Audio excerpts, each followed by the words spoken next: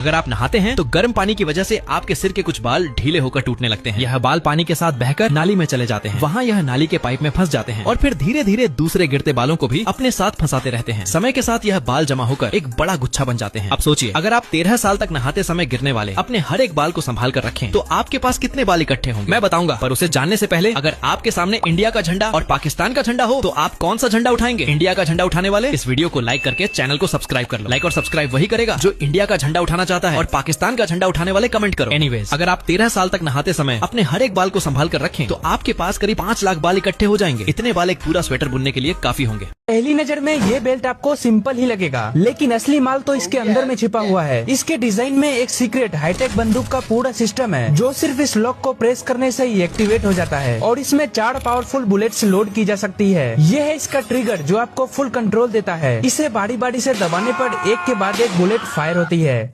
Gutter की सफाई करते वक्त एक आदमी को एक ऐसी सुरंग मिली जो सीधे बैंक की तिजोरी में खुलती थी। अंदर दीवारों के पास सोने की ईंटों का ढेर लगा था और वह बड़ी आसानी से उन्हें चुराकर सुरंग के रास्ते वापस ले जा सकता था और किसी को पता भी नहीं चलता। लेकिन इसके बजाय उसने बैंक को एक पत्र लिखकर इस रास्ते के बारे में जानकारी दी। अब क्योंकि दीवारें 8 फीट मोटी थीं और दरवाजों पर जटिल ताले लगे थे, बैंक वालों ने इसे एक मजाक समझकर अनदेखा कर दिया। आखिरकार उसने बैंक के अधिकारियों से कहा कि वे एक रात तिजोरी के अंदर उससे मिले। उनके वहाँ पहुँचने के कुछ ही मिनटों बाद वह फर्श को फाड़कर उनके सामने निकल आया। बैंक ने आखिरकार उस सुरंग को बंद कर दिया और उस कर्मचारी को इनाम के रूप में काफी बड़ी रकम। जब हम छोटे होते हैं ना, तब हमारा दिमाग हर दिन नई नई चीजें देख रहा होता है। पहली बार नींबू खाना, पहली बार साइकिल चलाना, पहली बार कोई इनाम जीतना। उस समय हर चीज अलग और नई लगती है। दिमाग को सब समझना पड़ता है, सब याद रखना पड़ता है। इसी वजह से हमें लगता है कि समय धीरे चल रहा है। लेकिन जैसे जैसे हम बड़े होते जाते हैं, वही चीजें जो पहले खास लगती थी अब रोजमर्रा की लगने लगती है। रोज वही काम, वही रास्ता, वही दिनचर्या। दिमाग सोचता है ये तो रोज का है, इसे अलग से याद रखने की जरूरत नहीं। इसलिए वो दिन की बहुत सी बातों को याद ही नहीं रखता। और जब यादें कम बनती हैं तो हमें लगता है कि समय बहुत तेज भाग रहा है। लेकिन अगर अचानक कुछ अलग हो जाए, जैसे कहीं घूमने चले जाएं, नई जगह देखें या कोई खास घटना हो जाए, तो दिमाग फिर से ज्यादा मेहनत करने लगता है, नई बातें समझता है, नई यादें बनाता है, और तब हमें फिर से लगता है कि समय धीरे चल रहा है। सीधी बात, जितनी ज्यादा नई चीजें होंगी समय उतना धीमा लगेगा, जितनी ज्यादा एक जैसी जिंदगी होगी समय उतना तेज लगेगा। अगर आपके कार में फ्यूल खत्म हो रहा हो तो आपको कार स्पीड में चलाना चाहिए या स्लो में। कुछ लेजेंड्स को लगता है कि अगर स्पीड में चलाऊंगा तो जल्दी पहुंच जाऊंगा, जो कि बिल्कुल सही नहीं है। क्योंकि देखो, एक्चुअली में कार सबसे ज्यादा फ्यूल तब खाती है जब आप जोर से दबाते हो एक्सीलेटर को और बार बार स्पीड चेंज करते हो। इससे हवा का प्रेशर स्पीड के साथ कम ज्यादा होता है और फ्यूल का यूज ज्यादा होता है। तो क्या कार को स्लो चलाना चाहिए? नहीं, सबसे अच्छा तरीका है कि 60 किलोमीटर पर आवर की स्पीड से चलाओ, ताकि आप पेट्रोल पंप तक आराम से पहुंच सको। और फॉलो बटन भी दबा दो ऐसे ही और अमेजिंग वीडियोस के लिए।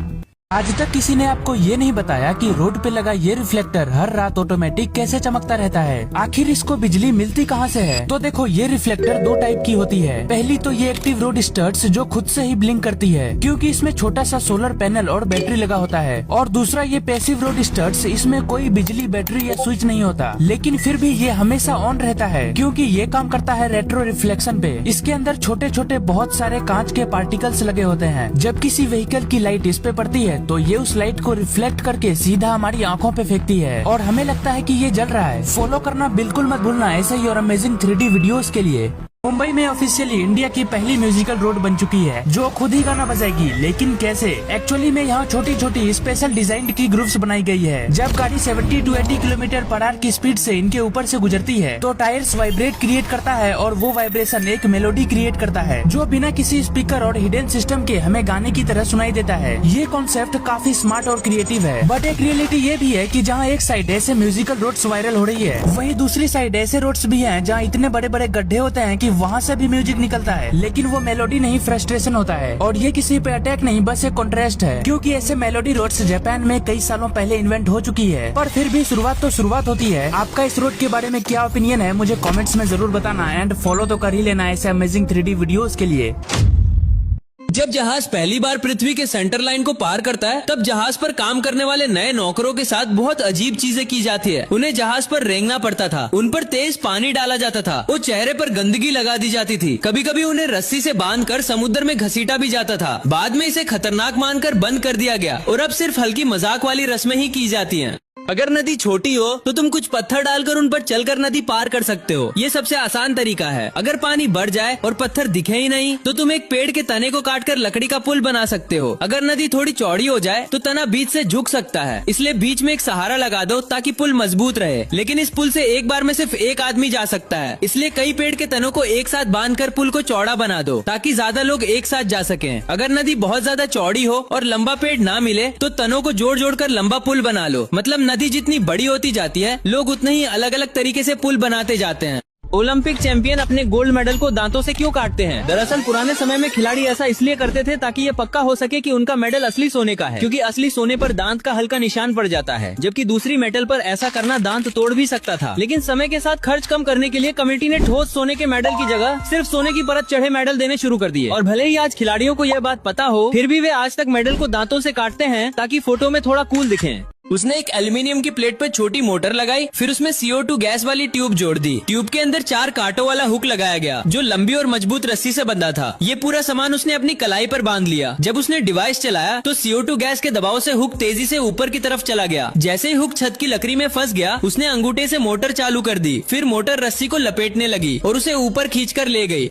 गलती से मनोज ने अपनी नाक में नेजल स्प्रे समझकर सुपर ग्लू डाल लिया। जैसे ही ग्लू हार्ड हुआ, उसकी सांस लेने की नली पूरी तरह बंद कर दी और वह सांस नहीं ले पा रहा था। घबराकर उसने तुरंत अपनी चाबियां उठाई और खुद ही गाड़ी चलाकर अस्पताल पहुंचा। रास्ते भर मुंह से सांस लेते हुए खुद को जिंदा रखा। अस्पताल पहुंचने पर डॉक्टरों ने उसे होश में ही निकालने की कोशिश की, लेकिन दर्द बहुत ज्यादा था। आखिरकार उसे बेहोश किया गया और सख्त हो चुके गोंद को धीरे धीरे टुकड़ों में निकाल दिया गया। अगर आपका बेटा सिर्फ नॉनवेज खाता है तो सबसे पहले कंगन को साइड से कट करके एक छोटा सा हिस्सा निकाल लें। अब बाकी कंगन को जोड़कर पाइप बना लें। अब आइसक्रीम स्टिक से फैन बनाकर उसे हैंडल से कनेक्ट कर दें, फिर पेंसिल से सपोर्ट दे दें।